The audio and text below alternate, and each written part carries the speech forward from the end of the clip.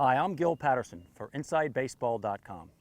I pitched in major leagues when I was 21 years old. I've been a major league pitching coach, and now I'm a minor league pitching coordinator. And the first thing we're going to talk about with pitching is pitching mechanics. The biggest goal for any pitching coach is to keep their pitchers healthy. With that in mind, the best mechanics are ones that you can repeat. In general, there is no special sauce or just one way to do things. Basically, a lot of times, if you start at home plate, as opposed to being on the mound, you see the quality of pitches you're making. That might dictate to you whether you change your mechanics or not. However, there are some common denominators that we're going to touch base with pitching mechanics, and they are balance, direction, finish with your head on line, and your finish. Those are the four keys that we're going to follow. Follow me.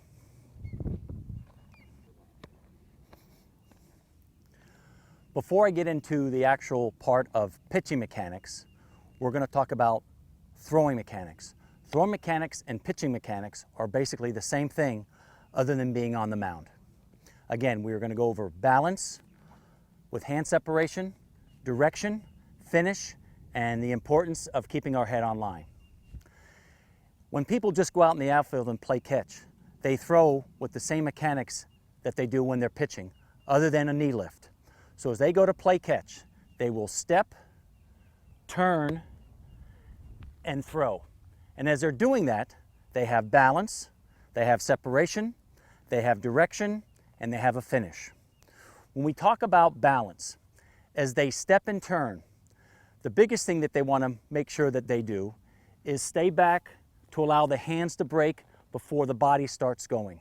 They want the hands to separate before the body starts going. As you step and turn, you're making sure that you're not falling backwards, forward to home plate, or moving back behind the mound. So balance and separation is the first mechanical key.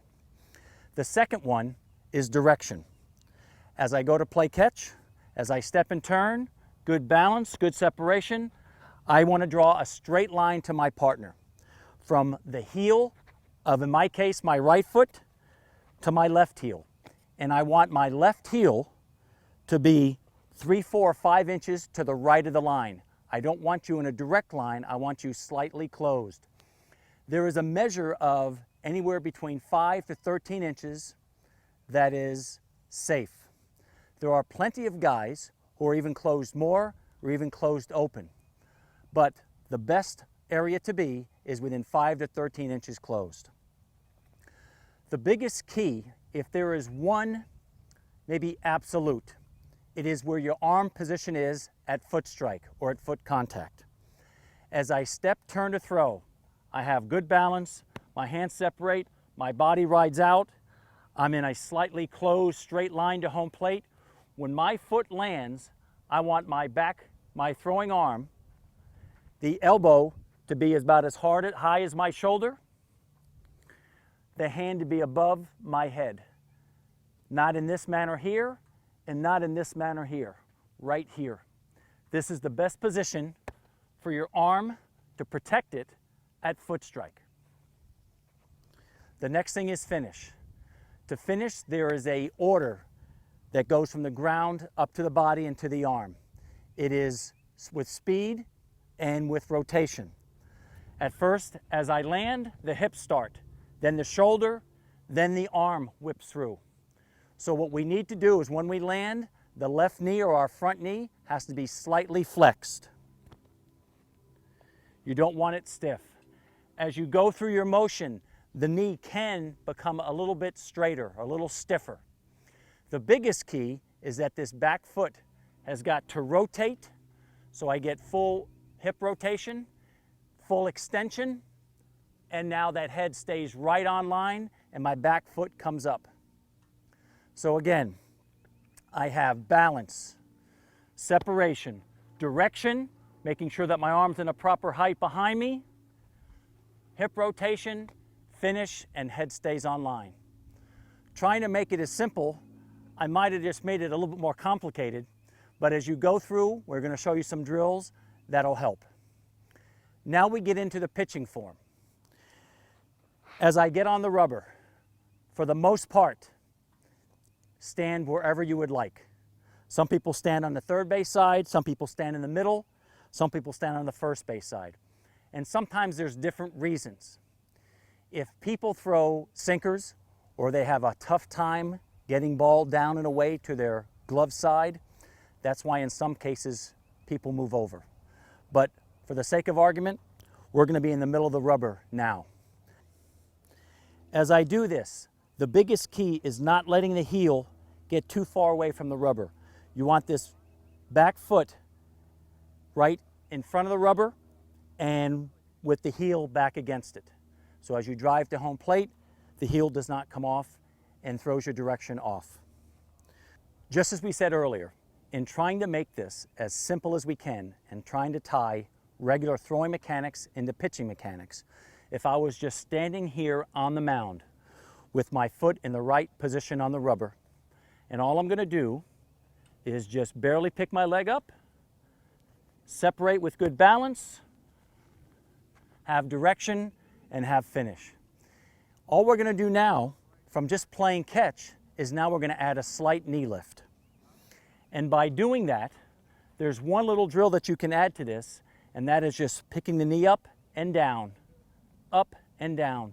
Try not to have the leg come straight up or in front. It'll help you or it'll hurt you in going to home plate too quickly and affecting your balance.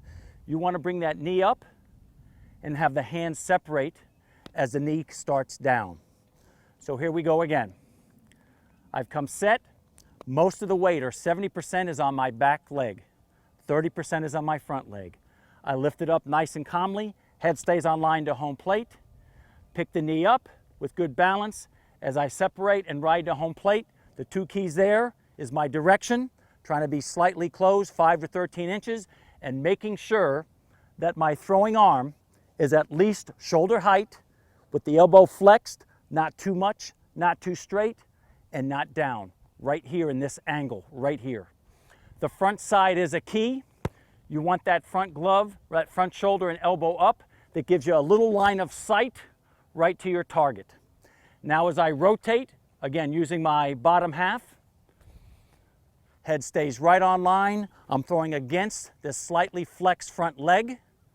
It allows me to get extension, which is such an important part of throwing and pitching. My head stays on line and my back foot releases and comes up. Those mechanical keys from the stretch are important. Now we'll take you to the windup.